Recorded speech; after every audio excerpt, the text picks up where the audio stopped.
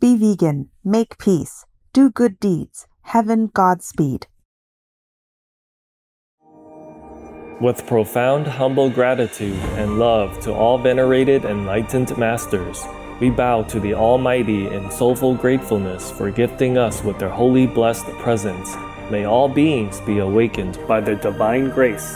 Part 2 of 4.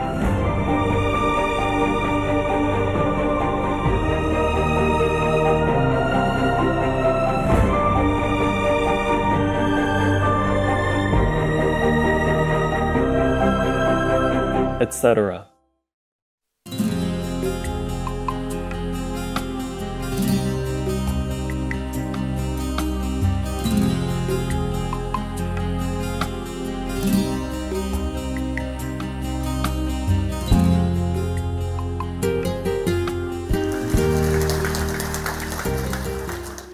Ê, 过年有拿到红包了？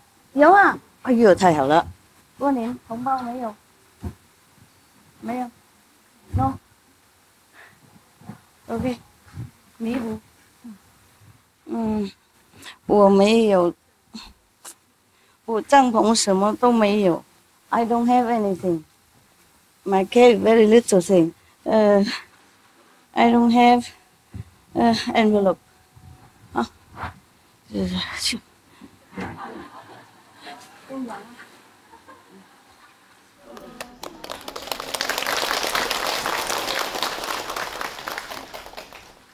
The other nuns, monk already, New Year already have. This did not have.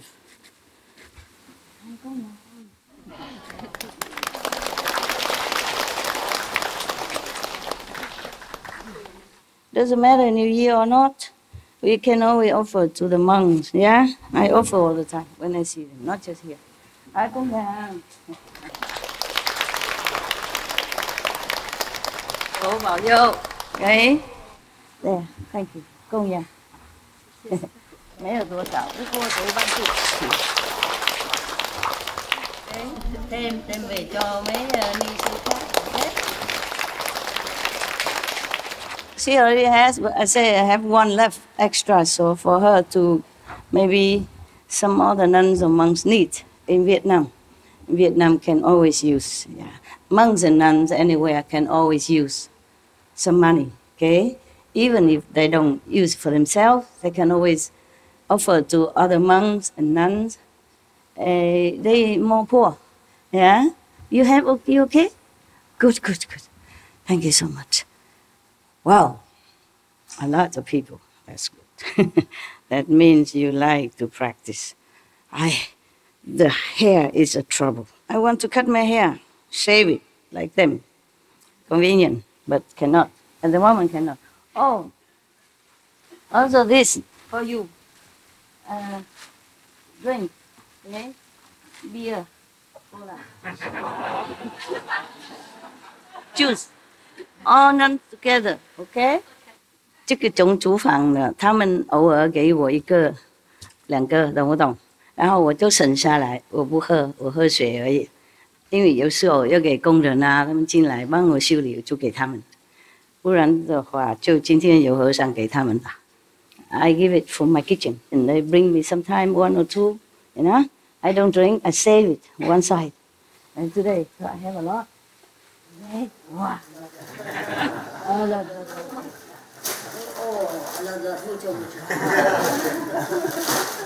some little snacks, okay? And some noodle. In case hungry. Noodle. Eat a noodle. Put in the bowl. Hot water. Okay? In case. Oh! My God! I don't have any. 明天. Okay? Tomorrow. Together in case. 台湾很会照顾。台湾的和尚很会照顾。万一晚上不吃，饿了一点，肚子不舒服，痛啊，饿太多会痛，因为那个胃酸出来会痛，那就来泡一泡。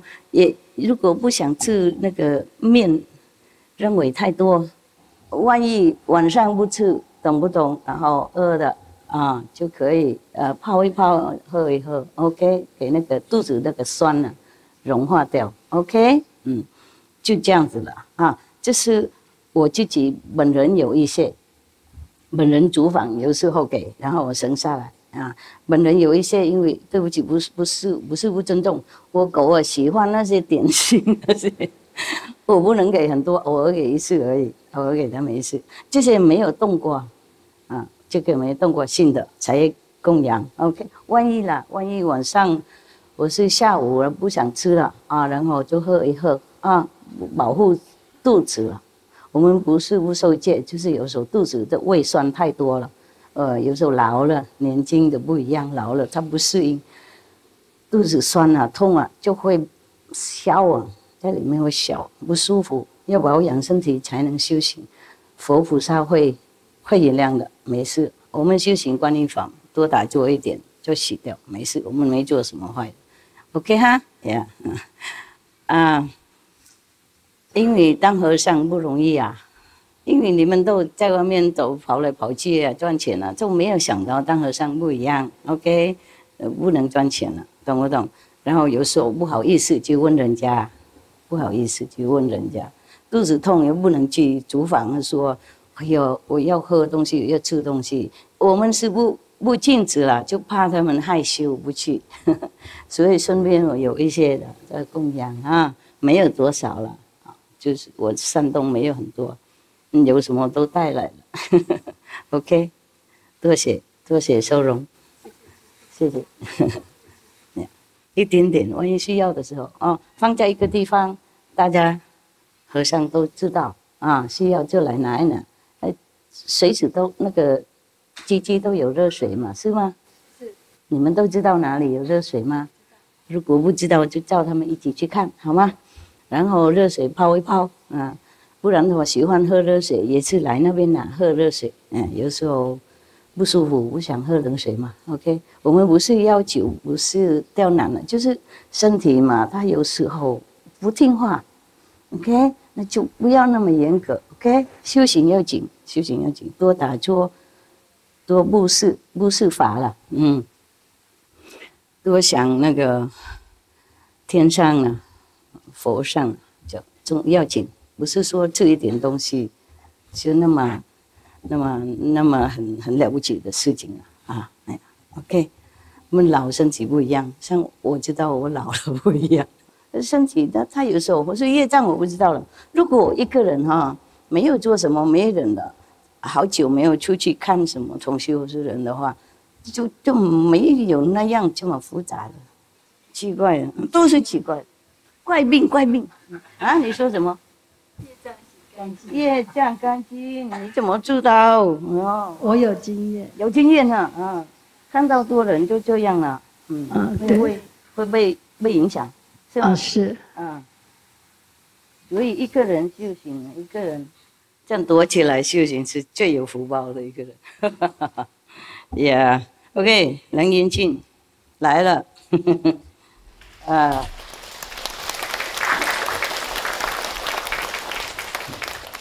我这样做，大家看得到。Okay, I read to you about why we practice Guanyin method. Okay?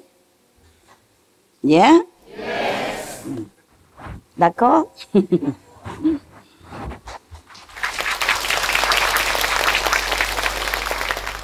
We should really thank the past masters, monks and nuns and scholars who have taken time to record the Buddha's teaching after the master's nirvana, and also for the past and present persons, lay or monks or nuns who have really dedicated themselves, sacrificed their time and precious health or under any difficult situation to translate this so that I can read it to you.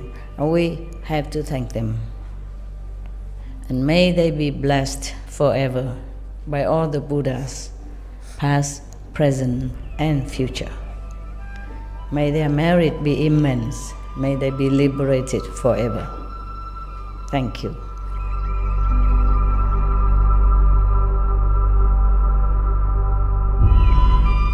according to Buddhism and the believer and the tradition, when you read Sutra and all that, you have to put on incense, flower, and bow to the Sutra first and thank all the Buddhas and Bodhisattvas in 10 directions, all respectfully, before you read it, okay? And then you cover the Sutra also with silk or, beautiful cloth, and I just make it more popular. Yeah, more easy, simple. And I apologize to all the Buddha. I say if I done something wrong, according to the tradition, my heart is full of respect. It's just that I cannot always do that. So please, all the sin, whatever I've done wrong, is all on me. At least other people, they hear the names of the Buddha, according to the Sutra, they will get benefit. Yes.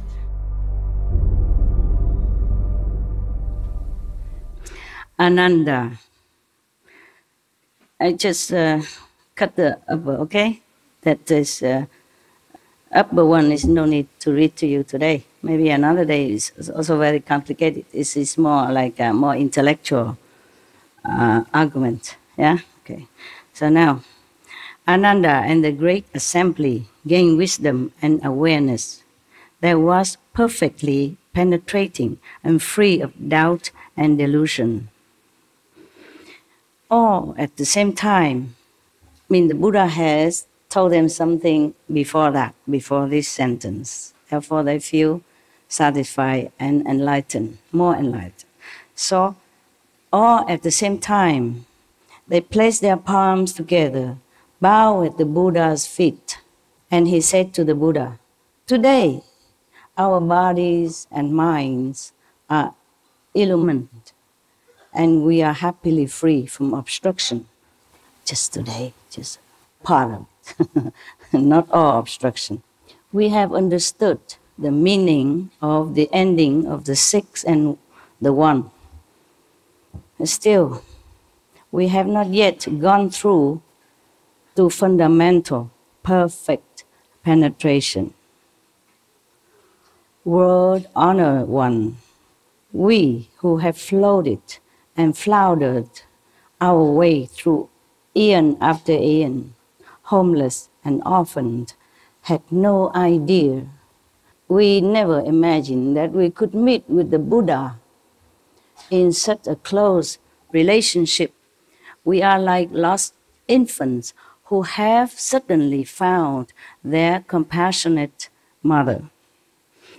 Because of this, we accomplished the way in this assembly. Yet, the secret words which we received are the same as our basic enlightenment, and so it is the same as if we hadn't even heard them. What he means by that, okay? The secret words. Probably the Buddha at that time gave them the 5 holy names, yeah? So it's called the secret words. For us, it's secret, so we cannot tell other people, huh? All right. Now, probably that day, the Buddha finally gave them this secret mantra, yeah, and teach them the Guanyin method. But because at that time, these monks were already under Buddha for a while, and they have somehow benefited from the Buddha's light and enlightenment. Therefore, even when the Buddha gave them the 5 secret words and initiation, they did not feel much different.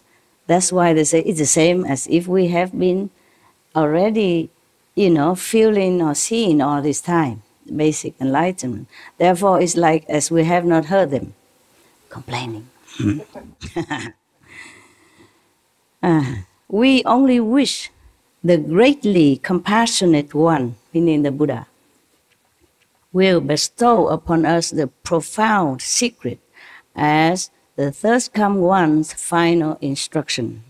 They want more enlightening explanation from the Buddha. After saying this, he prostrated himself, Ananda, withdrew and held himself ready for the secret opportunity as he awaited the Buddha's hidden transmission. he still thinks Buddha still hides something. He's asking for more. Yes.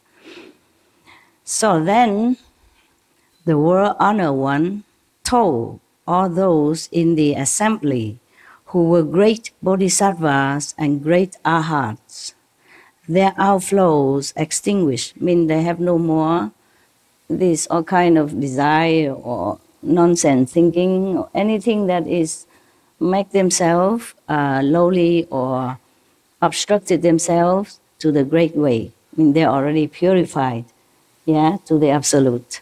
They are arhat, they are bodhisattva, saint, great saint already. That means when they say no outflow, meaning nothing, they all concentrate inside now. They're within themselves. They are not distracted by outer alluring worldly scenery around them or anybody at all. Nothing can pull them outward anymore. So that means no more outflows, no more fault, no more sin, no more karma, no more thinking of anything that is not in the proper spiritual dimension. Yeah? So no outflows, that's what it means. It's difficult to translate. Of course they translate it like that, but that's what I understood. So then the world honored one, I mean the Buddha, you know already, right? World honored one, mean Buddha, yes. Mean the whole world should honor him, not that they do, not that they did, just that they should. Meaning that he is the world most honorable being at that time, and no one else surpassed him. Okay, just like world-class teacher, Buddha. Now, then the world honored one told all those in the assembly who were great bodhisattvas, means saints, yeah, and arhats. Arhat is a little lower than bodhisattva, okay? Just one step lower, like 4th level and then 5th level, okay? Their outflows extinguished. He said thus, all of you bodhisattvas and arhats who are born from within my Dharma and have attained the stage beyond learning, I now ask you, the Buddha asked, when you first brought forth your resolve and became enlightened to the 18 realms, which one of these brought perfect penetration?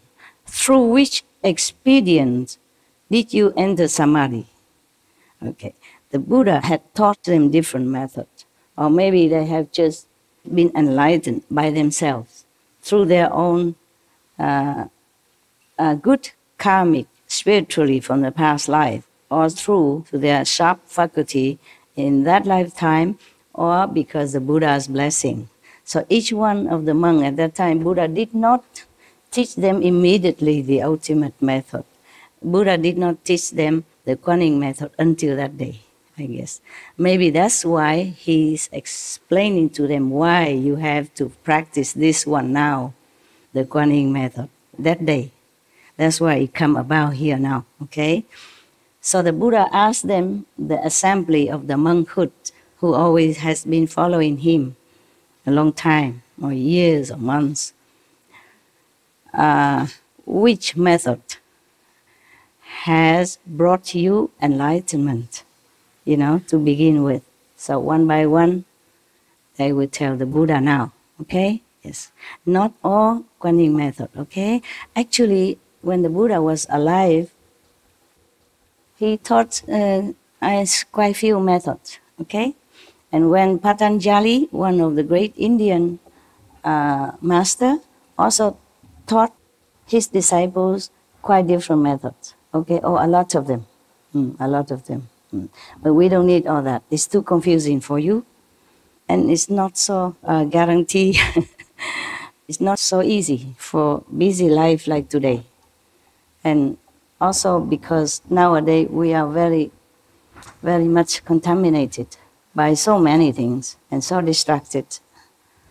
Therefore, Kuan method is easier for all of you. And at that time, even at that time, the Buddha will say the same. Okay? Now I will read on and you will know what I'm saying. Huh? The Kuan method I mentioned sometimes before already, like in Lotus Sutra, Buddha also say that. And other sutra also. And I say also in other religious sutra, they also mention here and there. I just say quickly when I go lecture. Yeah. But this is a more detail, okay, one by one. I could tell you about, and the Buddha already said that, okay? So I'm going just to read it to you. It's more authoritative from the Buddha. You know, the Buddha, he took 250 plus precepts. He don't tell lie, okay? It's written black and white. He would not teach you for what? He went out and begged for 1 meal per day. What does he want from you or anybody at that time? So what the Buddha said should be true, okay, huh? Yeah. All right, now, one of the bhikkhu, meaning one of the high monk. Bhikkhu is a monk. Bhikkhuni is a nun. Understand that? Bhikkhu is the name, Sanskrit name for fully precepted monk. 200多戒律，250哈，对，250, more or less, maybe some extra or some less, because later on the Buddha said to Ananda, after his nirvana, some monks could relieve some of the small precepts. For example, you don't take a bath more than once every 2 weeks. Well, Buddha said for such a precept you can overlook, because in some area too hot, but also a lot of water is okay. The reason that precept was there when Buddha was there, because they assembled together and so many monks, and at that time we don't have tap. You complain about water here, but you should know if you live with the Buddha at that time, you probably can drink only every 2-3 days. You can take a bath only every 2 weeks. Too many, you know, and they don't have enough facility. So, of course, bath once every 2 weeks is okay. The Buddha don't know. He didn't even have to give me that precept. I don't have time to take a bath so often. You understand? If it's too bad, I just wipe, okay? Wipe myself, change clothes. For example, like that, yeah? Okay. Or maybe eat once a day only before noon, yes? But the Buddha said can relax. If you have to travel and you don't have the food on time, then you may take a food after that. For example, like that. Because if every monk go out begging all day instead of one time a day, how do they have time to listen to the Buddha teaching? How do they have time to meditate? You understand that? Okay, at that time it's different. The Buddha knew that, so he said after his nirvana, some precept can be relaxed. It's like that, okay, huh? But I'm not going to go further on precepts since you are no monks. And these reverends, they know already, huh? Okay. If you're not monks and nuns, you're not allowed to see the precepts. Actually, you should not know about it, okay? Maybe you know and then you don't keep it. It's bad for you. Your conscience already know it and you don't keep, you feel bad. Maybe you look down upon it, just say, wow, what nonsense. Yeah, and then you have bad karma. You understand? That is why only when you determine to leave home, leave the world in order to be a monk, and then maybe you're worthy to know about it. Then at that time your mind is somehow already fixed on this idea, and then you will just long to know the precept, how to be a monk. You will not think negative or anything.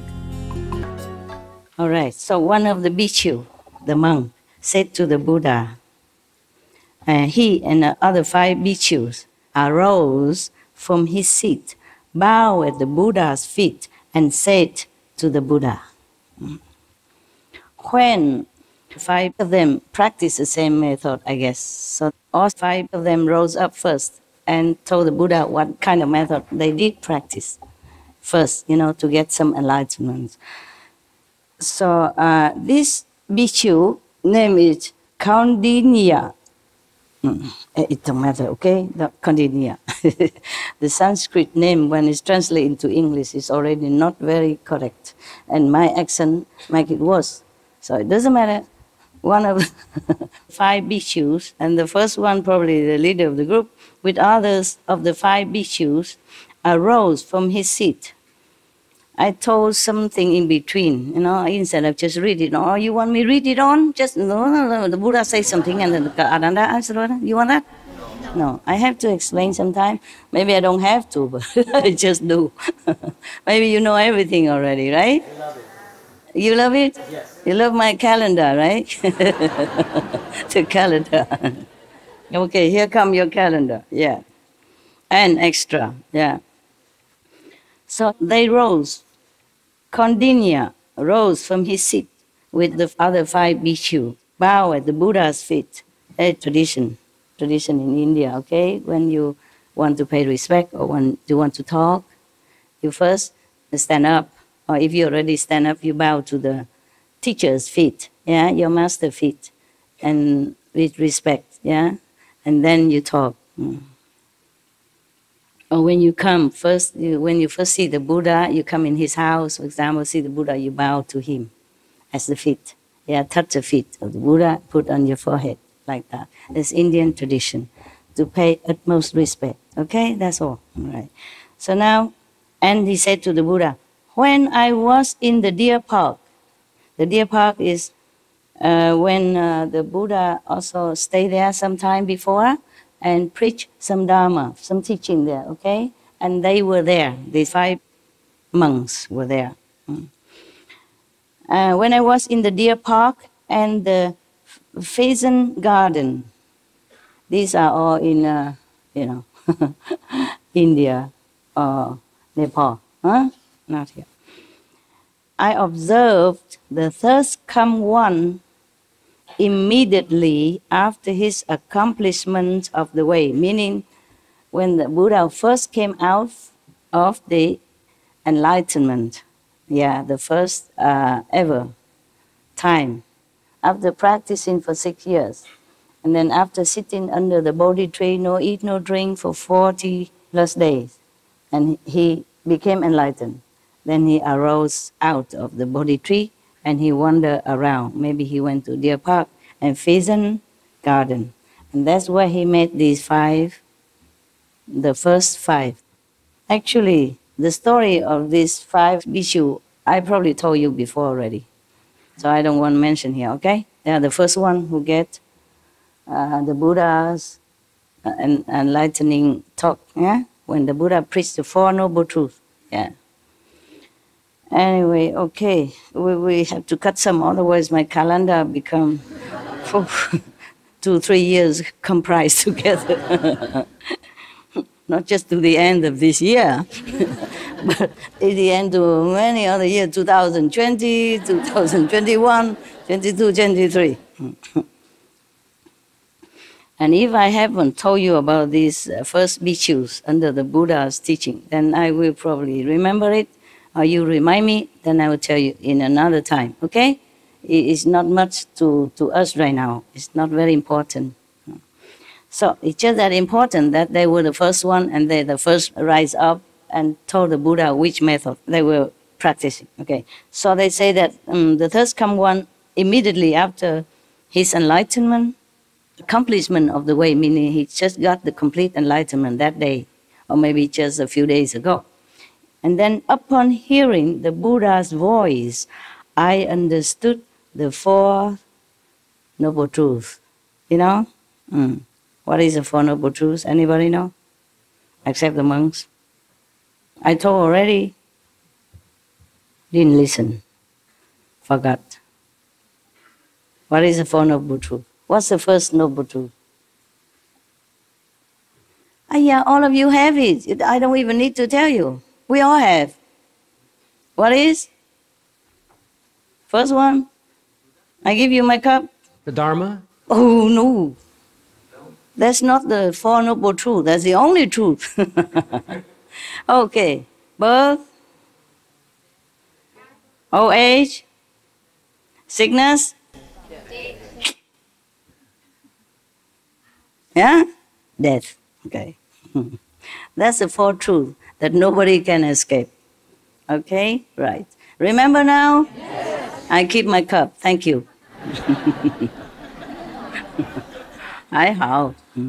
It's good that I didn't lose my cup. I like my cup. I'm very attached to my cup. The yellow, it look good. Okay, thank you for trying to reserve the cup for me. Very good of you. So, when this bhikshu, Kaudinya, heard the Buddha's voice, he understood the Four Noble Truths. The Buddha asked us, bhikshus, to speak. I was the first to understand. And the third come one certified me and named me as Nata. His wonderful sound was both secret and all-pervasive. It was through sound that I became an arhat. Okay, so when the Buddha talked, he was the first one who understood. When the Buddha first preached the Four Noble Truths to these first 5 people, first disciples, he understood immediately. So he thinks it's because of the sound of the Buddha voice that make him enlightened. Not because of the sound. It is the Buddha sound. It's different. Yeah? A complete, all-pervasive Buddha sound. His sound, that's why he said, his sound is not a normal sound like me talking to you, even need a microphone. And you don't even understand. Many times I keep asking you, what did I just say? Something about the Qing dynasty. Huh? Yeah.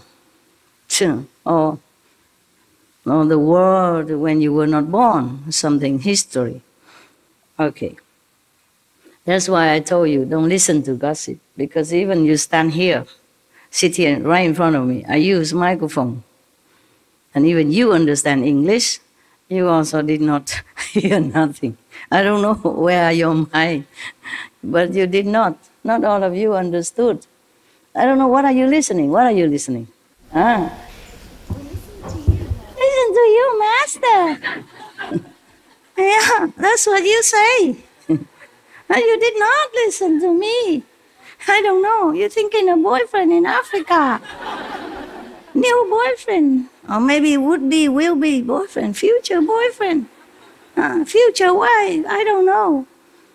Because I asked you today also, you did not answer correctly.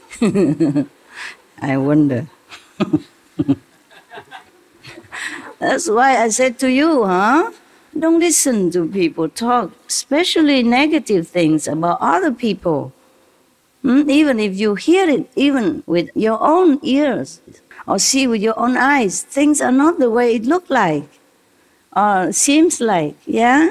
It could be wrong. You could be wrong. Some criminals, so-called criminals, went to prison for nothing because a witness say that it's him. But it wasn't him. Maybe look alike. Maybe the witness see it wrong. Maybe he thinks wrong. Maybe at that time he was drunk and seeing double. Who knows? Okay? So some prisoner went there, let's say wrongly accused, and even died. Have death penalty. That's why some countries, they abolish completely death penalty to avoid this unfortunate, event, unfortunate things happen to innocent people. So he said because of the sound that he became arhat. But you have to listen well. Listen, yeah? Listen well. He said that the Buddha sound, his wonderful sound, the voice, was both secret and all-pervasive. It was through sound, but this is different sound. You see that? All-pervasive and secret. How can that be? How can that be secret when the Buddha was preaching? Anybody know the cup is going? Nature in Buddha. At that, in the sound, no. He hear the Buddha sound. He said the Buddha was preaching, you see, because the Buddha was preaching the Four Noble Truths, and he was listening. He heard it and he understood it. But it was both secret and all-pervasive. You always make me look like a wise person. You always force me to tell you the answer. Why is that? Huh? Okay. Since I have no choice, I pretend that I know. All right? And you just have to take it because you don't answer me. So you have to take whatever answer I give because that's what all I knew, okay? I guess when the Buddha was preaching, because Buddha just came out from enlightenment, you know, with all this energy in him, conserved all these 6 years and 40 days intensive meditation. He just came out. So the whole beings of him is full of blessing, Buddha power, light, and wisdom. Incredible at that time. So these 5 lucky bhikkhus, you know, practitioner, got it all. At least as much as they can absorb at that time. So when the Buddha was preaching, he entered samadhi then. You understand what I'm saying? He's still here, one side from the Buddha's worldly voice, but inside he also hear the Buddha in all 10 directions then. Because when the Buddha says something, it's not just the humans that hear, the animals hear them, the devas from heavens hear them, the ghosts, all the ones hear him. It's all in the 10 directions. It reverberates all over everywhere. And only when you're in samadhi, you hear it. It's different then. But because he's in samadhi, so he can hear both half from the Buddha voice physically and the inside, the true Buddha's voice. Therefore he thinks, okay, that's what enlightenment was. I was enlightened because I hear the Buddha's voice, which is secret and all-pervasive. Secret because he heard it inside and all-pervasive, as if only the Buddha was only whispering to him. Because he see nothing at that time anymore. He hear nothing else. He don't see the other 5 bhikkhus. He don't see anyone else. He doesn't see anything. Only Buddha and him. Only the Buddha's voice. That's why he say it's secret. But then it's all over, everywhere in the 10 directions he can hear. Because he opened his ear at that time.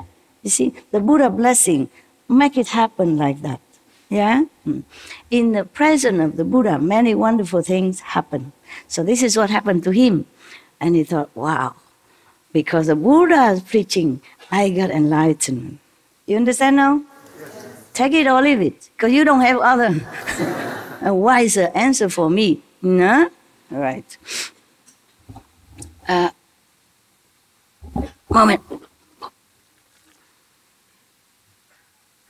Or maybe I just sit on the table, huh? Yeah, sit on the table.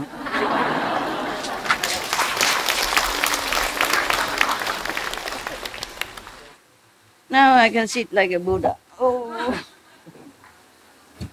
Thank you. Okay, so the Buddha asked us about perfect penetration, as I have been certified to it. Sound, voice, voice, is the superior means for him. Is it? What if you don't have anybody ever talk to you? What if you stay in the jungle? Only animal or bird singing. How would you get enlightenment then? Huh? See?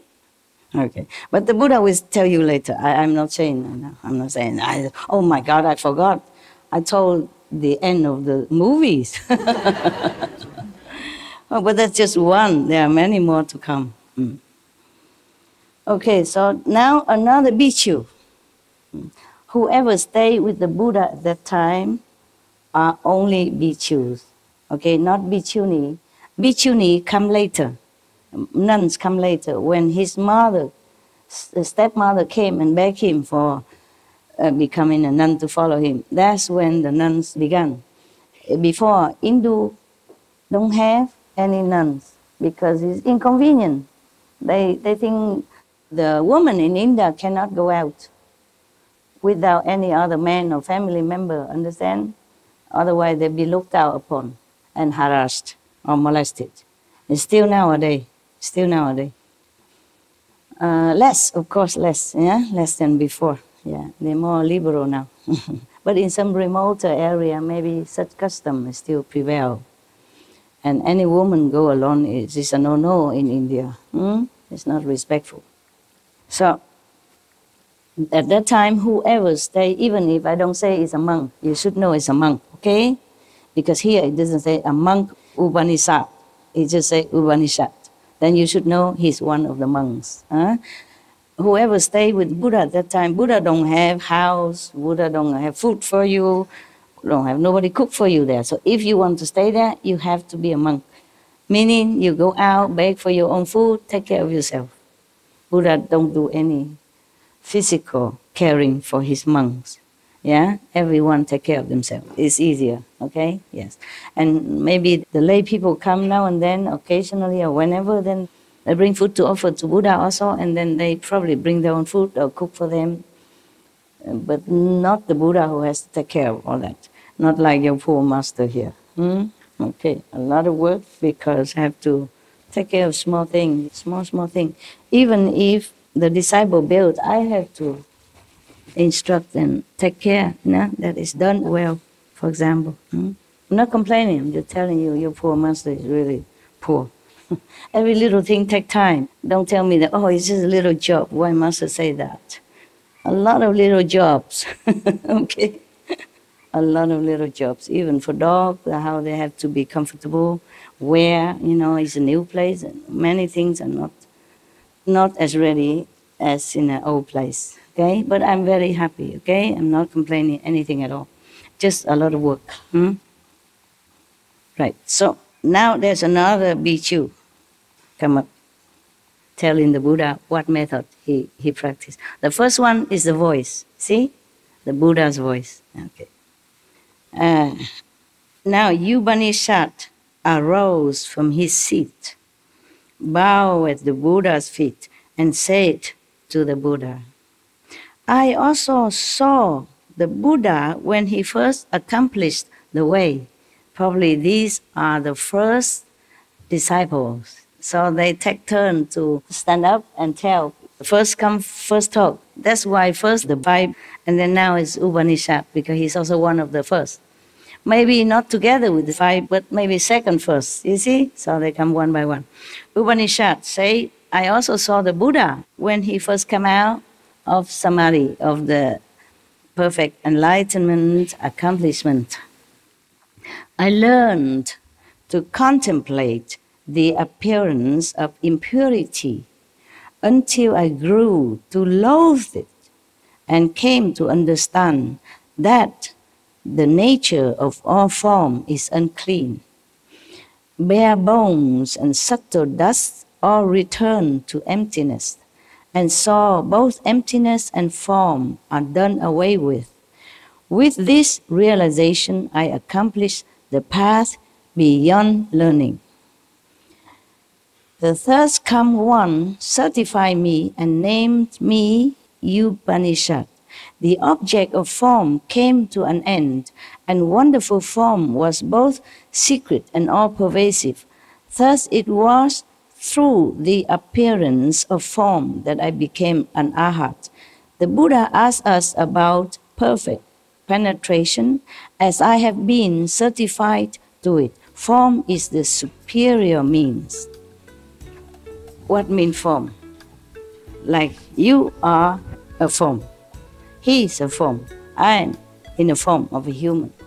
Or any other thing here has a form, okay? Air doesn't have form. Water maybe don't have.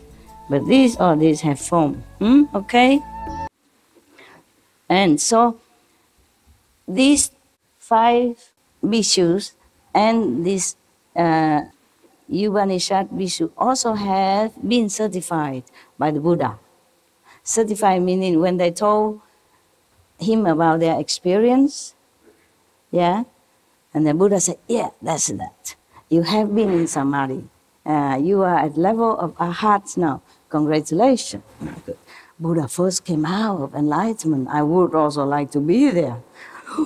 Taking in all this blessing, you understand, power, and I love, When Buddha first come out, he's so generous, you understand me? Whoever come, take it. And he has no worry about karma or nothing at that time from disciple.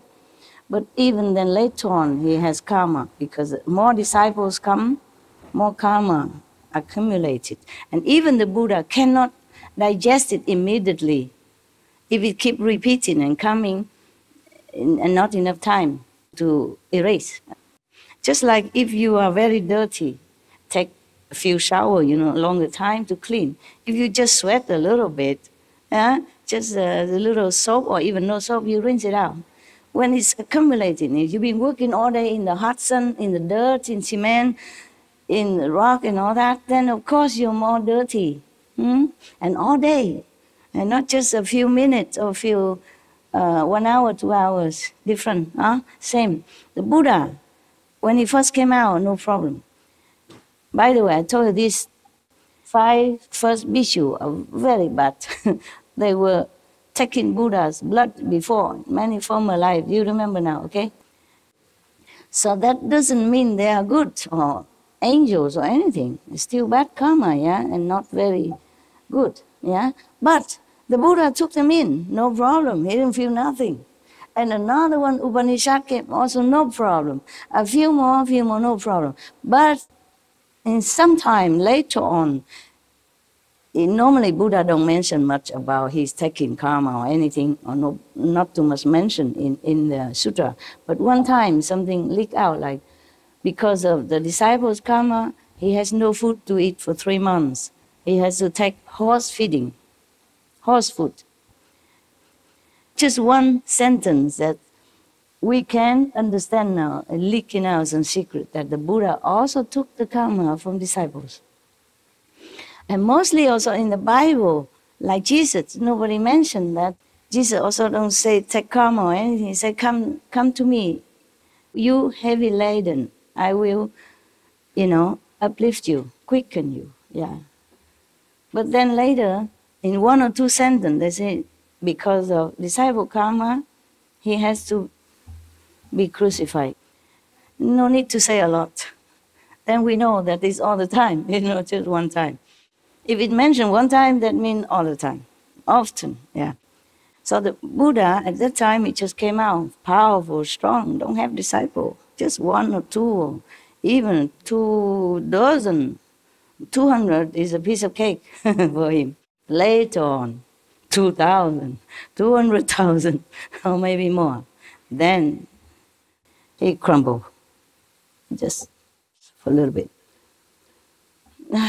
And because of the disciple that he could not even stay long in the world. He's supposed to stay long, forever. But Ananda didn't answer, didn't beg him to stay, didn't say, oh, please stay. So finally, Buddha has to go. Nobody invited him to stay. Ananda was blurred and blinded by the karma of all people around him, and the Buddha's disciples' karma as well. See? It's not Ananda alone fault. It's not his fault alone. It is a magic, web that casts on him and make him oblivious to what the Buddha meant. You see, Buddha cannot obviously say to him, Ananda, I'm going to say that I will stay forever, and then you have to invite me, okay? Buddha cannot do that. But Ananda is not enlightened enough at that time. It all has to be that way. It's not his fault, okay? Only after the Buddha Nirvana, the Sangha looked down upon him, thinking he's always been living next to the Buddha and not enlightened enough, so they kick him out. Kick him out of the great assembly. Say, you're not worthy to be in here with us. And then kick him out, and he's so sad and shame, and he went to the forest, sit 1 night only. He became enlightened, enough to come back. And later become one of Buddha's successor. But that was Ananda. Don't dream about it, okay? Ananda, he was an ancient Buddha also, okay? He just played his role at that time. Somebody has to play some role, okay? Not like two Buddhas sitting together. Okay, two Buddhas sit together. But don't think that you are also playing your whatever role, like Ananda. Okay, huh? Please. So, when the Buddha certified, somebody said, oh, okay, that's level, you are Arhat. That's why he said that. So form is the superior means. At that time, because of the power of the Buddha blessing, so he suddenly realized that all form in this world are impermanent and made of dust only, and then it will return to dust. Yeah. Therefore, he became enlightened at that time. Maybe the Buddha taught him thus. Yeah, because the Buddha also taught this kind of method to some of the bodhisattva at that time. Yeah. No. So, there's the person now, another bhikkhu, the pure youth, younger monk, adorned with fragrance. That's probably his name. Okay, sometime in India they have names like that. Yeah. Remember the Buddha name Clear Light. Yeah. It's just a translation of the name. Yeah. It's like my name, the Chinese is Hai, translated to pure ocean. Huh? Like that. Just like your name, maybe Rose. It's a flower. Yeah? Okay. So, the pure youth, one of the pure monk, young, adorned with fragrance, his name, arose from his seat, bow at the Buddha's feet. Tradition, I told you already, Buddha didn't want to do that. Buddha did not ask anybody to do it, but he just let it be, okay? Otherwise, everybody come up and bow and say, no need, no need. And then everybody else come, no need, no need. He would say all day, no need, please don't. Too much trouble. In my time, it's easier because I talk in the microphone and people record it and you already overheard it. Master say, don't bow to her. Don't pay obeisance, don't prostrate, nothing like that. Also, I don't need a lot of hurrah, okay? All right, now, I know you love me. That's why you forsake your comfortable home to come here cramping together. And I do know that, huh? All right, you can express yourself sometimes, but not always. Okay, no need. We family, okay? If you see your mother coming from work, you clap. Or if your boss coming to work with you, you clap. Okay. But even then, I record it in recording, and we have SMT, tell people, don't need to bow to me. And still, one time, one of Vietnamese old man, comrade from Vietnam, he want to prostrate to me 3 times. He said because it's a Vietnamese tradition that when you accept by a master that you respect and believe, you must prostrate 3 times. And some also bring some gifts, tradition. But I say, no, nobody prostrate to nobody here. Don't do it. Because if you prostrate to me, I have to prostrate to you, and I'm too old now. My knees doesn't like too much trouble. So I have to tell him many times, so then he stopped. But he did not even feel very, happy about it. For him, it would have been better if he prostrate 3 times. Then his heart would feel more complete. Fulfilled. More fulfilled, yeah, more contented, yes. I know that, but I cannot let him. He just have to prostrate to the Buddha somewhere else, yeah? And prostrate, maybe he can do it at home, private, with privacy, in front of the photo, okay, nobody say anything. Why have to do in front of the assembly? And if I let him, then everybody want to do that. Why him? Why? And then everybody come and prostrate, and then we have no time for anything. Look, if I sit here waiting for all of you, come in front of me, prostrate 3 times. Imagine when it will finish.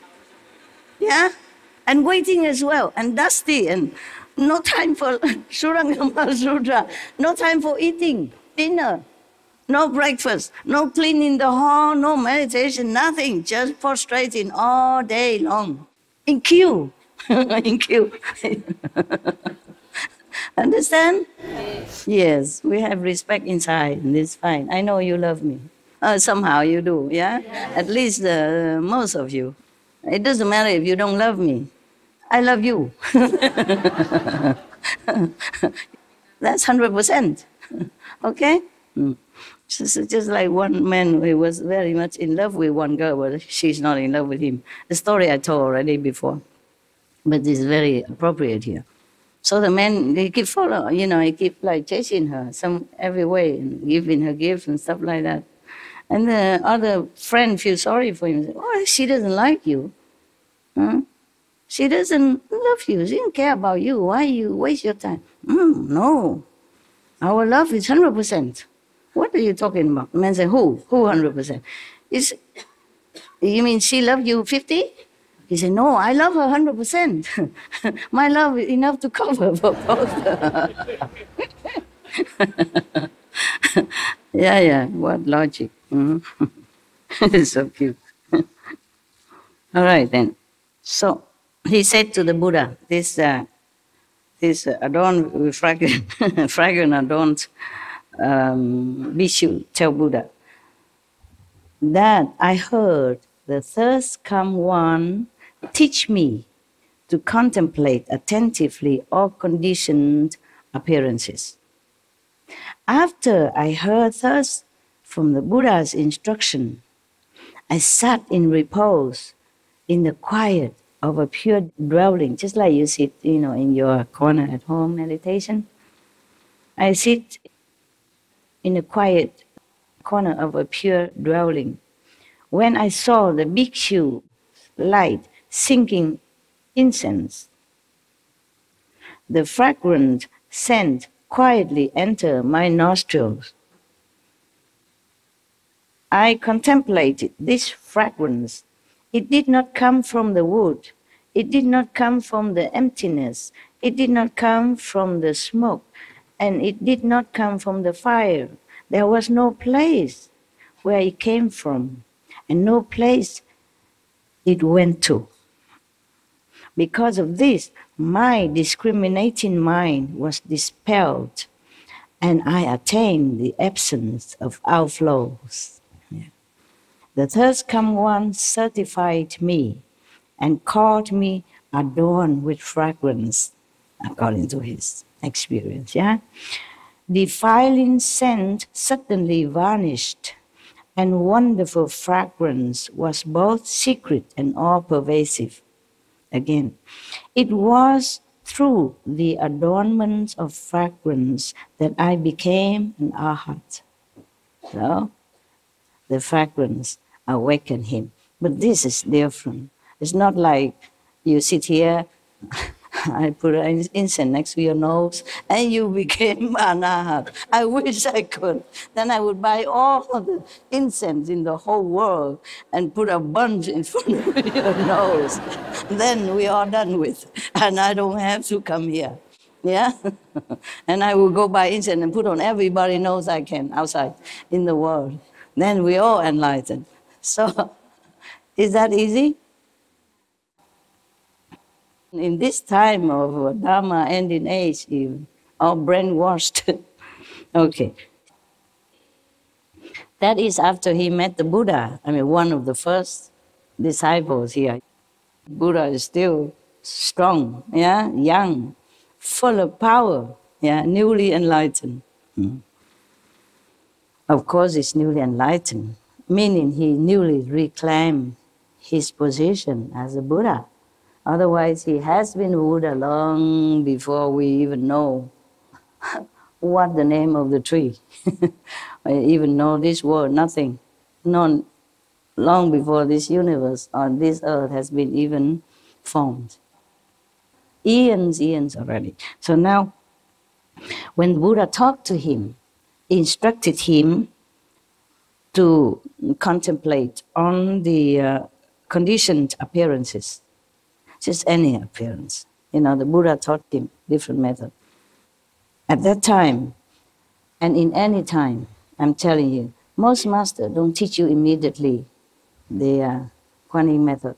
Have to first purify you, like Milarepa. His master make him work and work and work from one house to another, saying there, not good enough, make another one over there. And then over there, no good, no good. Take it, make it over there. You understand what I'm saying? Yeah. Also same it with many Indian masters before. They teach you something else first. So like that. So the Buddha taught this bhikkhu when he first came. When he first came, he wasn't even monk, yeah? Maybe just the lay people and who want to follow him. Then they became monk later on. Because if they want to stay with Buddha, they have to take care of themselves, you know? They cannot just rely on the Buddha to go shopping. Go for shopping for them or cooking for them, yeah? Or make money, buy food for them. No, cannot, huh? Okay. So after he heard this, the Buddha tell him to concentrate, you know, in meditation and conditioned form. Conditioned form means it will be born and then it will die. Just like our life is conditioned like that. Sometimes some teacher, or maybe Buddha at that time also teach you to contemplate on the light. Yeah, one light, like the flame of the candle. Okay. When I saw the bhikkhu light sinking incense, the fragrance, you know, that's why he attained the absence of outflows, means he is purified. Yeah, good. No more mundane thoughts will come from his mind or enter his mind. Understand? No obstruction. The Buddha certified him and called him adorned with fragrance. And then any defiling scent suddenly vanished, and wonderful fragrance was both secret and all pervasive. You see, this is different type of fragrance that he smelled. He saw the bhikkhu, other bhikkhu were lighting incense. Some incense were sinking, maybe heartbroken already, and no more flame, no more burning. So some bhikkhu, some monks, take turn, probably on duty. They come and light this incense again. Sinking means no more. You see, the incense was like falling down, the ash falling, no more burning. So some bhikkhu lighting it. And then at that time, he happened to be nearby. And he saw it and then he smelled the incense. But it was both secret and all pervasive, meaning he saw it outside, he smelled it from his nose, but then he can feel the whole universe, the whole earth was filled with the fragrance. That's why it's all pervasive. Yes. And then he attained Arhat, frank. So the Buddha asked about perfect penetration. As I have been certified to it, the adornment of fragrance is the superior mean. For him, it's a superior means. Okay? For him, of course. So now this is the third superior means that already we have heard. Okay? All of them, all three groups has attained Arhat, purification, Samadhi. Of course, at that time when he smelled that incense, he already entered Samadhi due to the Buddha blessing, because Buddha just instructed him to go meditate. Buddha blessing went with him, not just instruction by mouth, but the Buddha says something to you, bless you. Yeah? So he went and he entered Samadhi. But he still can smell the incense from his own nose. But yet he feel the incense is filled all over the 10 directions. That's why he feel it's secret, private, for him only, but also everywhere. Because he's already lifted up. He's already lifted up. I tell you, these things are true, you know. It's true like that. You can see outside and inside at the same time. You can be outside here and inside at the same time. And when you come down halfway, then you might still see some flashing light, you know, like sometimes when you sleep, something suddenly wake you up and the light still flashing when you're back into your body. But then it's gone, of course, yeah? This thing like that happened. And it happened to me also. Today I just told the kids my own story, you know. I see things, but it's not there. Like I see a beautiful sofa, which I imagine it should be, and then it wasn't. It wasn't that sofa. It was an ugly sofa that I did not like. And I saw the whole Taiwan become like European. But it wasn't. I was in Taiwan. I even call everybody to ask, am I in Taiwan or am I in Europe? And they all certify me that I am in Taiwan. Master, you are in Taiwan, and we are in Shihu now. After the third certification, I know. Okay, and then I saw the sofa, which is not the sofa. I stand in front of it and praise it. Oh, this is a sofa that you should buy. This is good. This is the sofa I wanted you to have. Wonderful, wonderful. And later I said, please buy me another sofa like that. They bought me the same old style that I already did not like. I said, Master, but you ordered us to buy the same sofa. I said, the same, the white one, the beautiful one that I praise in front of you. They say, yeah, we heard you praising the sofa, but we did not know why, because you told us you don't like the sofa before. And all the whole Sihu, none have this sofa anywhere. And none even in any catalog that we saw. Okay, so later I give up. I just accept the whatever ugly sofa that I did not like before. Because they keep moving, and then they will buy me another ugly sofa anyway. So I said, never mind. It's only for dogs and me. Fine. And then I told the kids also that sometimes they buy me juice in a plastic bottle. And they give me just like that, yeah. And then before I live somewhere, there's no filter water, so I just drink the juice. Sometimes in the kitchen, they bring me some, sometimes 1 bottle, 2 bottles, and I drink it in order to use the bottle. So I save about 6 bottles. To wash my hand, or to dampen the cloth sometimes, to wipe something. Yeah, so I don't have to go out in the rain to get the water. So when I have a 6 small bottle, small like this, 6 of them, I'll put it there next to a bucket, yeah, so that I can wash my hand or rinse the towel in it. When I don't want to go out to get water, I always have some water inside. Also very convenient, sometimes the water they cut off because I often have to repair a water pipe and stuff here.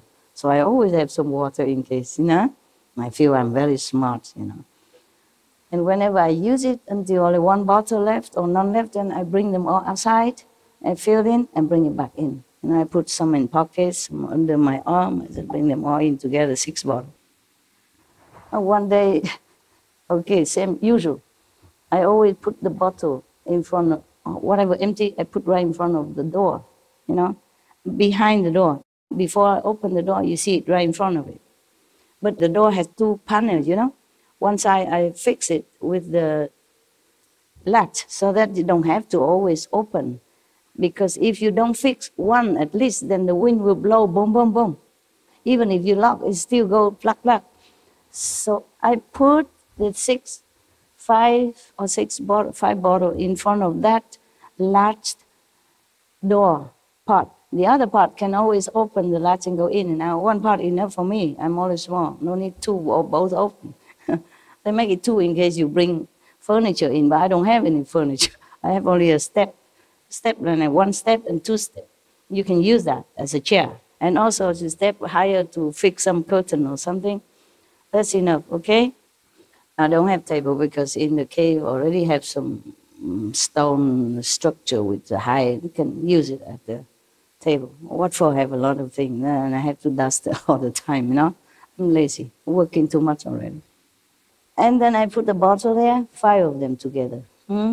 Put right next to the door, so when I come out, I will take them together. I won't forget, see? I don't have to come back in again, let the bottom come out. Whenever bottle empty, I put right there. So the door is like this, okay? This is my inside house, okay? Inside. This is the door. And when I want to open, I open like this. Got that? And this side fixed. This side open when I want to. Or otherwise I lock them together. Understand? I lock them. To feel safe, yeah? I lock double. Double chain and another lock. So it's equal to 3 locks, okay? At night, yeah. And whenever I'm inside. When I'm outside, I don't care. Lock or not lock, doesn't matter. But when I'm inside, I lock 3 times, okay? Okay, so now I put the bottle here. You see what I mean? Right next to this fixed door panel. And then whenever I get out, I just take them, put in a pocket or put in a bucket and get out together.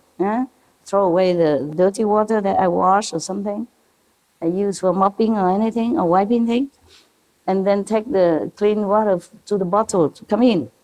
That day, I put already 4 bottles together there. And I saw it, I know it. When I want to bring it out, I saw only 1 bottle. And the bucket. Nothing else there. It's funny, I just put it full there, just now. And then I went in just to answer the phone or do something. Come back out, nothing, only 1 bottle. 1 small bottle. I said, where are the other? And I feel myself, my God, you're getting too old woman, you forget everything. And I really don't have. There's nothing at the door, so that's hidden. No furniture. It's just always you put there in front of the door, you know. You cannot not see it. And it's a routine job. It's not like first time I forgot. No, nothing. Only 1 bottle. So I said, okay.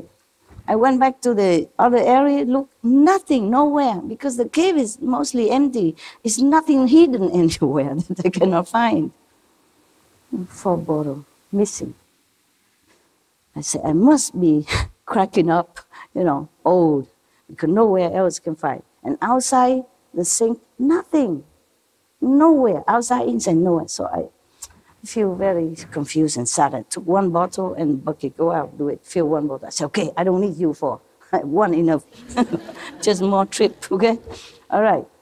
And I put the bottle in, put the bucket where it was already, and then I went back to do some work, paperwork, as usual. And then later I had to go out through the door again. I saw 4 bottles right there, 1, 2, 3, 4.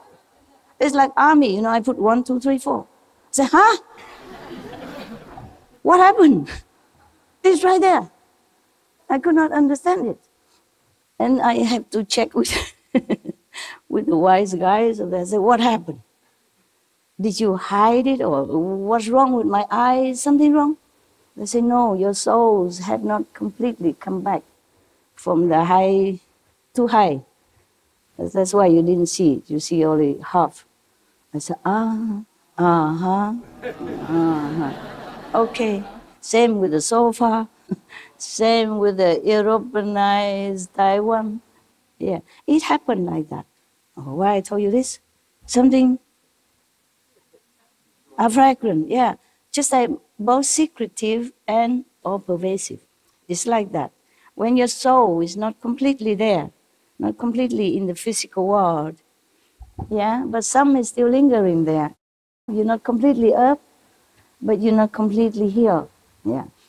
So it happened to me several times, you know, more than several times. But some other time I probably didn't notice, you know, I thought, oh, maybe I forgotten. But the bottle, you cannot forget, because this is often, this is a thing I do every 2-3 days, you know, when the water, almost like every day, I put right there.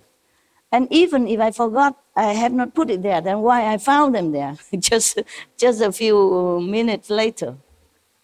You cannot not see it. It's an empty door, nothing there. It's a green color, so the whitish bottle will be standing out. You can't miss it. The thing is a routine also, every day. I mean, I do it ever since, long time, you know, so it's, you cannot say, I forget or I don't see. How can I not see the 4 bottles standing there? I was really, go back and forth, keep looking. I go back to that place again. Really don't have. And I went out, fill the bottle, come back in with the bucket. Also don't have it, not there. And then I go work, go back to the wall, you know, I commenting this and that, some work on the computer, and then I probably got myself back together. And when I have to go out again, I saw them right there, like an army, and like 1, 2, 3, 4, very neat and tidy, telling you. Both secret and all pervasive. So this person, through fragrance, you know, he thought, yeah. So he told the Buddha that the adornment, you know, the smell, the essence of the fragrance in any way, yeah. is the superior means. All right. Next one, the two Dharma princes. They call them two Dharma princes. Probably because they were princes from other country, or from smaller kingdom, or from just one of those small kingdoms somewhere. There were two Dharma princes, two princes, males. One is physician king, and the other superior physician. And 500 Brahma gods in the assembly arose from their seats, bowed at the Buddha's feet, and said to the Buddha, "From beginningless kalpas until now, we have been good doctors for the world." They are physicians, they're real physicians, so they call them physician king and superior physician. Maybe they was very good, have green thumb, good healers. They call them king of physician, and physician superior is probably the name people gave to them because they are so good doctors. So they say from beginning and end is a time we have always been doctors. Maybe that's why they are good. See, whatever you've been doing in previous lifetime, and if you do it again in this lifetime, you're always better. Always better. That's why many genius musicians, since young age, or genius doctors, genius scientists, very young, 10 years something, already enter university, learning, arguing with professors, because they have been doing it before. And they still retain the memories of their expertise from a life. They know their past, yeah. In our mouths, the two physicians talking together with the 500 Brahma gods. I don't know why they call it in the Brahma gods. Probably they attained the level of Brahma. Or maybe they're really the Brahma gods from Brahma heavens to come down. And other Bhikshu at the time can see it. The Buddha can see it, but maybe other lay people don't see. We'll see how they go. I read it a long time ago. I forgot. I just checked it up quickly before I came to read to you. I mean, some days ago. Because I have to read it before, see if it's okay for you. Yeah. So that I also remember how I understood it, and then I can explain it to you. So it's double work. When I read it's quicker, of course. I have no calendar with me at that time. But in front of you, the calendar just suddenly appeared, you see, by itself. You inspired me. I don't need all this explanation. I just understood. No need explanation. It's direct and simple. So these two Dharma princes from the beginningless kalpas until now, that lives and lives and lives after life, they have been medicine men. That's why they're good now. Though they bestow the title upon them, physician king and superior physician. The patients did that, and they became famous by that name. So in the assembly, they also call them like that. That's how our names, many names in the world begin, That's why you say Mr. Smith. Before probably there was no name, and he's a Smith. So they just say, oh, that's a Smith family. Or what's the name, what else? Mr. Porter. A Porter, yes. For example, yeah, okay, right. So these two physicians have been bestowed good title, that's like that. And the 500 Brahma gods. That doesn't exactly mean 500. You know already, right? In India at that time, either 500 or 2,000. Yeah, or 84,000. Yeah, or 84 or 18. They just like a rough figure. When it's a lot, they say it's 500. So you hear a lot, many times in Buddhist story, 500 this, 500 that, 500 even robbers, remember? Okay, and Krishna has 500 hurt girls, and Buddha have 500 concubines. He doesn't have 500 concubines. What do he do? What does he do with the 500 concubines? You cannot even manage 5 women, however tough you are. Okay? Poor prince, poor Buddha, if he really had 500. Imagine just 5, and they quarrel with each other and compete, yeah? And vie for attention, competing, quarreling. How can any man even live in such a situation? From this kind of atmosphere, I advise you, never wish to become any king. Don't, okay? Don't. Just don't. It just look good. It's not good. Or even president nowadays. That's why they don't vote a president forever. 4 years, 5 years. Understand? Very wise. Too much work, yeah? I wouldn't want to. You see, even among practitioners, I want to be alone. Even with you, it's the best already in the world, in my opinion. Still, I need to be alone. I cannot bear too long. It's okay, I come out, see you now and then when I organize a time for you, but not to need to clean my house, nothing. I live in a cave, which is very good. It doesn't look perfect and clean, so I don't have to always keep it perfect and clean. It's a very good. Like mud house style, you know, inside is mud. It's not wet mud, it's just like dry. So why worry cleaning every day? It's dusty, it's dirt anyway. Very convenient. I like it. It suits my busy lifestyle very well. It's not like I'm attached to it, okay? I'm just happy that I found it. If I don't have it, if I have to live in a house, I will, okay? And I will act accordingly. But I'm just happy that I don't have to worry so much, dusting, polishing the furniture, you know, wiping the bathroom walls, nothing. No. They make me a very temporary kind of, construction kind of bathroom. Plastic or maybe metal painted on it, I don't know. After I bath, I just use hot water to sprinkle all over. I spray some vinegar or some soap, and then I spray the hot water because it's very small, just enough one person. I spray also my toilet and also rinse it with boil water. You know, boiling water I already have in the bathroom. Clean, perfect. Yeah. No need to do a lot of work. If I have to do more work, I don't think I can sit here, truly.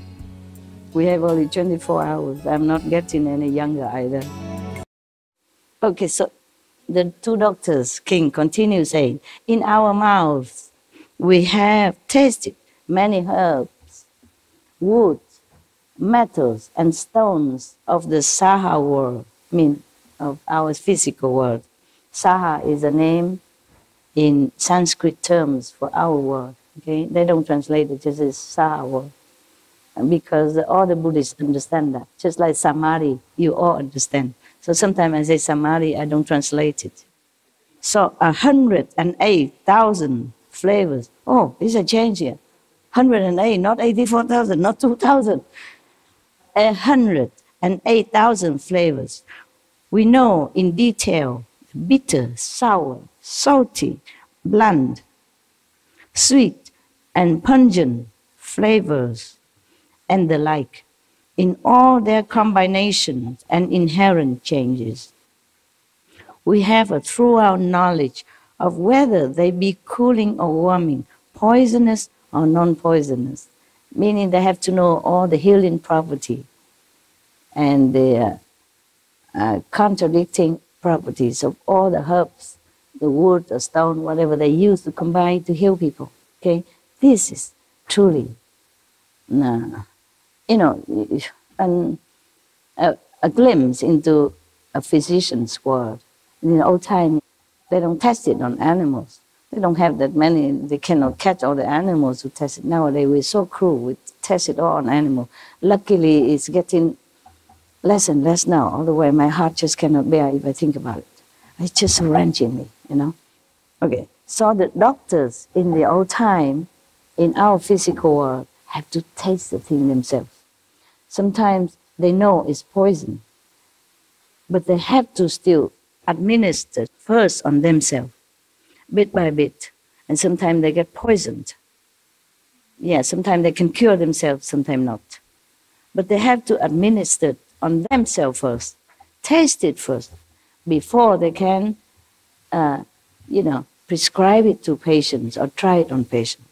These are the true doctors of the old time. They have to go and harvest the herbs and pick the stone, those stones with mineral property, healing property, and the wood, whatever. They have to do it all themselves. Or maybe just a few assistants. If the doctor are more famous, they have probably more disciples, and they help him also. But not like nowadays, no? Not so easy. And they have to taste all that to see whether or not it heal them. First, they put poison or something that make the patient ill, and then they try the medicine, see how much in order to heal them. They think this may heal, but they're not for sure, you see. They're doctors, physical. They're not like gods or something. So they have to try it. You see? Try until they heal themselves. First they have to get sick or get poisoned, and then they heal themselves. Sometimes they overdose because they don't know how much. Sometimes mistake, and maybe they die or gravely ill. This is a true fate of physicians. So we nowadays take all the doctors for granted. But they are also working very hard. You understand? They mingle among sick people, infectious patients, day in, day out. Sometimes got infected themselves. See? So these two physicians continue talking. While serving the thirst come one, we came to know that the nature of flavors is not empty and is not existent. Not empty, not existent. Nor is it the body or mind. Nor is it apart from body and mind. We became enlightened by discriminating among flavors. They concentrated, not like you discriminate by by your taste and then you enlighten. If it's so good, I go pick all the herbs, give you 2 different herbs, and you discriminate between them. Oh, this is peppermint, this is basilicum, and you be enlightened. It's not like that, okay? Otherwise, I can do that. Yeah? It's not. Who knows why? Just discriminating between the herbs flavor, they became enlightened. Who knows why? I'm not giving you cup because, okay, you just have to learn. Why? So that they don't get contaminated between each other? They're not contaminated? Yeah. Anyone else? No cup, just your wisdom I want. Yeah. Because it took their concentration to, know the herbs? I mean the concentration to discriminate? Yes. Yeah, that's one point, yes. They know truly how to distinguish between 2 herbs. Mm-hmm. Okay, next one. Okay, you force me again, huh? Dig it out for me, huh? Okay, I pretend again that I know something. Buddha's blessing. You're next to the Buddha, yeah? Somehow you get some help from him invisibly, even if Buddha did not proclaim that. If you're next to somebody who shower, some water will sprinkle on you. If you go in a perfume shop, somebody spray perfume on this person, you're next to it, you also get a few drops, and you also smell something, huh? They follow the Buddha wholeheartedly. At that time, they even forsake their own jobs and fame and power over the patients and the world outside, family, and I think they became monks. They believe so much in the Buddha. They love the Buddha so much. They want to be with him, to learn from him, and then to help the world in a larger scale, not just by medicine. So they are so pure already. All of them here. They're not normal monks. They're Buddha's monks. They're next to his house every day as monks. They talk to him every day as monks. They listen to the Buddhas every day as monks. Yeah? They're begging for food only monks. They have only 2-3 robes, monks. They have no house, no wife, no kids, no nothing, monks. They are with the enlightened master monks. Okay? Right. So now, because of that, not because of the herb discrimination, you're sidetracked by their profession. Yeah? Just like the magician, you know, they do some hula hop and you keep looking at their movement. You don't know the other thing they're doing. They distract you by one movement, while the other movement secretly they do something to show you something. Yeah, because you're distracted. You don't see where you should see. You just think, oh, medicine man, of course, the medicine, the herb. So we have to concentrate. Nah, you see that? Yeah. Got you. Got them. Yeah, distraction is our problem. Yeah. So it's not easy, huh? But of course you pretend you don't know so that I pretend I know. You want to give me all the credit, and I thank you for that. Good people, good heart. So good. Yeah, very charitable. Yeah? They don't want me to lose face, you know, so they say, oh, we don't know. Just talk nonsense so that Master says something. Thank you. Anyway, you just want to keep me here. That's what it is. Longer calendar. So that I can sit here all the time, be your bodyguard, babysitter. Yeah? So, you see that? All right. So, they were serving the thirst come one, you see. That's when they know the flavor is not empty, not existent, not this, not that, neither that. They were serving the thirst come one at that time. Yeah, giving him medicine or maybe some checking out, you know, the body. Is anything good? Maybe just a general checkup. Or maybe Buddha has some pain at that time or some coldness or something. And they were serving him. Know that, okay? It's not the normal, like they just sit there and smell in the herbs. Oh, enlightened. Wow, so cheap? No, they were with the Buddha and they were serving him even. Meaning taking care of him. Physically, personally, closely. Yeah? Maybe touching here, touching there. And at the same time, maybe just sworn out by the Buddha's blessing. Meanwhile, we're halfway, still the hand still touching or making medicine, but the soul went up. Therefore, all pervasive and secret at the same time. Just like I see only one bottle and the other four I don't see. Truly, personal experience. How can you not see? If you see one bottle, then you see the other four. Because they're together. Understand then? And if I didn't put it there, how come I return? They are there. Yeah. And same with the sofa or Taiwan become Europe. I call 3 people, our disciples. They all know it. I'm in Europe, still in Europe. No, Master, you in Taiwan. See who, Master, see who. 3 persons confirm with me. And then slowly it fade off, you know, and then I recognize the same thing again, the same see who. But it wasn't same to me before that. And I was working in my office. It's not like I sit in meditation, nothing to do, dreaming about Europe, reminiscing about Europe, miss Europe, nostalgic about it. No, I was busy working on my desk and looking out the window and saying, where am I? You know, like Europe, not the Siu that I knew.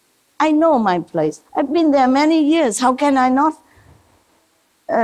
recognize my own office and my place outside, you know? Same trees, same yard. Even if we change the trees, nothing changed. Maybe the tree grow bigger now than 10 years before, but it's still same surrounding. You know, I walk in, walk out every day. For years, how can I not know? Now you know that, okay? So, because of that, otherwise I would not understand what they mean here, or how come secret and pervasive at the same time. It is like that. It's truly, what's saying in here is the truth. It's not fairy tale, nothing. It's very simple, logical. You can be in 2 worlds at the same time. Many worlds and physical worlds at the same time. And that is for sure. So therefore, they were serving the thirst come one. You see, they were checking out on the Buddha, administer medicine, or checking out on his health. Okay? And of course, you're so near to the Buddha. Yeah? What would you get? Yeah? All right, so simple, right? Because normally they have been tasting herbs for eons already. They say kalpas already. I mean, thousands, millions of years they've been physicians, tasting all kind of herbs already. It's not the first time. So when they were tasting or checking out the herbs for the Buddha, only at that time they suddenly realized, oh, not the same, huh? It not come from this, and not come from that, and not from here, not from there either. Suddenly they realize that, how can? Thousands of kalpas passed already. Only now they realize it. So it cannot be that they concentrate on the medicine or herbs, nada. You have to listen, okay? 1, 2 words difference make a big difference of the meaning. So the third come one sealed and certified us brothers and named us as Bodhisattva physician king and superior physician. Of course, they are superior now. They are not just tasting the herbs, but they know the empty nature, the illusion of nature, of anything, including the herbs and the medicine. Yeah? They know the illusion, nature of our world. That's what it is. So the Buddha said, of course, this is a superior physician. Not normal, not just knowing the herbs, but knowing the true nature of herbs and all things. We should really thank the past masters, monks and nuns and scholars who have taken time to record the Buddha's teaching after the master's nirvana. And also for the past and present persons, lay or monks or nuns who have really dedicated themselves, sacrificed their time and precious health or under any difficult situation to translate this so that I can read it to you. And we have to thank them.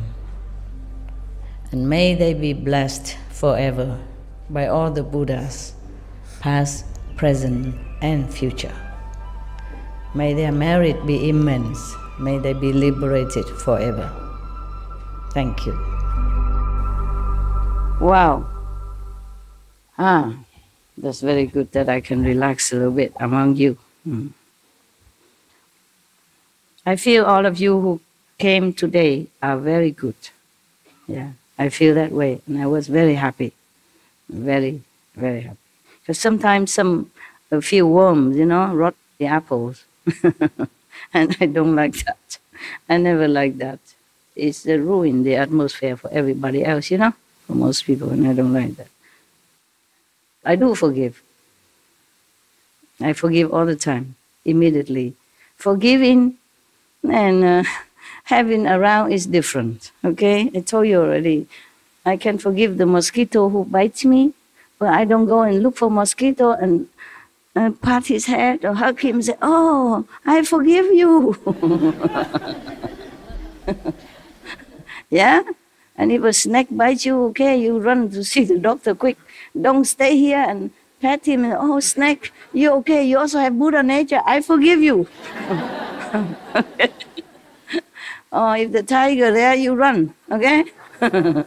If he bites you already, especially, you run. You don't stay there, oh, tiger, I forgive you. Oh, you already run, go get doctor, already heal yourself, don't go and look for the tiger again. Oh, a few days ago you bit me, I forgive you. Come have a hug. Are you hungry still?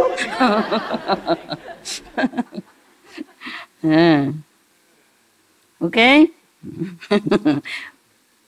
Yeah. Forgive, what? As Jesus said, you turn the other cheek. You turn the other cheek. The cheek is okay, but not the tiger. Not the tiger fang. Huh?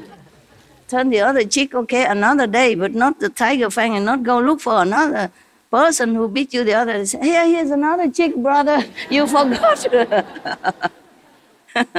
You forgive, it's okay, yeah? But don't go and show another cheek and say, you forgot the other cheek.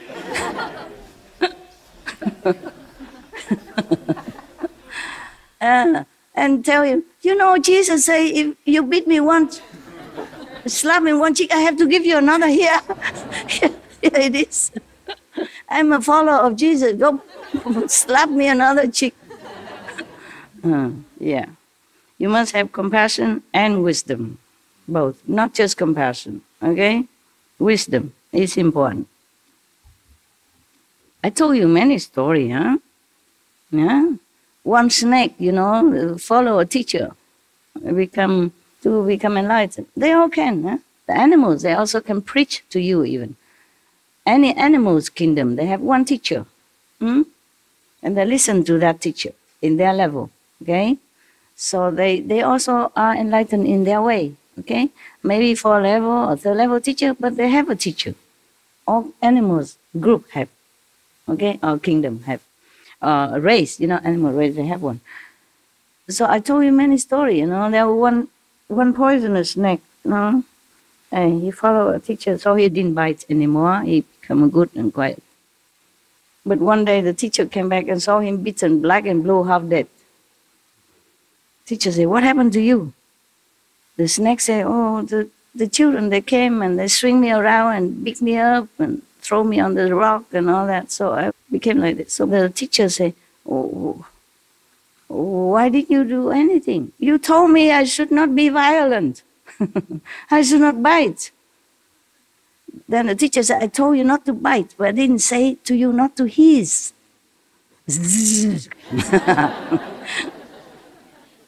You don't have to be violent. You don't have to be angry, but you can react accordingly, okay? So that people also leave you alone. Otherwise, people also create karma if they harass you for no reason. Defense, self-defense have many ways. Doesn't have to be violent, no? Okay? But have to defend yourself. Like, okay, I'm a practitioner, okay? But I lock my house. Why do I have to have guard in front of my house? One more person working. I just lock, okay? They don't say, "Master, why are you scared of you?" I'm not scared. I just take care of myself, okay? So you don't worry, so that nothing can happen. Even if it never happened, prevention is always good. Don't tempt people. Don't leave your money all over the place and tell people, "Money is laying all over my house, I know you're honest. I don't care." How you know? Okay? Why tempt people? Understand? Yeah. Also the same with the clothing. That's why you should wear, more decent clothes, yeah? Not too tight trousers to come in here and showing everything that you got. They don't come here to see what you got. Yeah? Try just to wear more decent clothes. Maybe buy some tunic when you come here, okay? Loose clothes, more comfortable to meditate. I know you're used to wearing, tight things at home. It's easy, convenient to work at home. I know that. Buy a couple of tunic, okay? Like cover up to the knees or something like that. Loose, yeah? Not tight. Airy, easy to meditate. Cool, okay? Not sweaty. It's not obligation. It's just an advice. It's better for you, okay? Nowadays, many women wearing things is too poorly, nah? Not that they don't have money. They just wear it poorly. If you want people to respect you, respect yourself first. Understand? If you want people to, hands off you, you prevent it. Okay? Because sometimes I see some young girls, they don't understand much. They like to go with the fashion. They wear clothes almost like nothing, okay? And it's winter. Up here is all open door, freedom. Down here from almost at the hip, below, also freedom. It's very good. Very good to have freedom. But freedom means also responsibility. Take care of yourself so that you are safe. You're safe. It may be good looking according to your opinion, but it may be also meaning something else for the men, or even for other women. Women are not all women. Yeah, just like men are not all men. Yeah. It's not their fault. It's just their karma like that. Their karma. And they've been born like that. They've been programmed like that. Huh? Okay. I think we should go, huh? Yeah. I'm going now.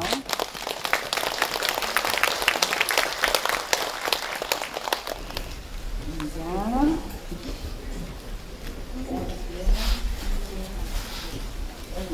Look good though. They are sweet. Yeah? Brush your teeth. At least rinse with water. So you don't get too strong. Okay? Within 20 minutes. Because the bacteria will be there. Within 20 minutes after eating anything, you should brush your teeth. Or if you don't have, quickly then rinse as much as you can. Floss. Good night then. Love you. I appreciate your attention and you're really trying very hard. Thank you so much. I'm not sure if I can try as hard as you, if I am you. Okay? Thank you. Thank you. See you. Yeah, all of you. Love. All of you. God bless. Buddha bless.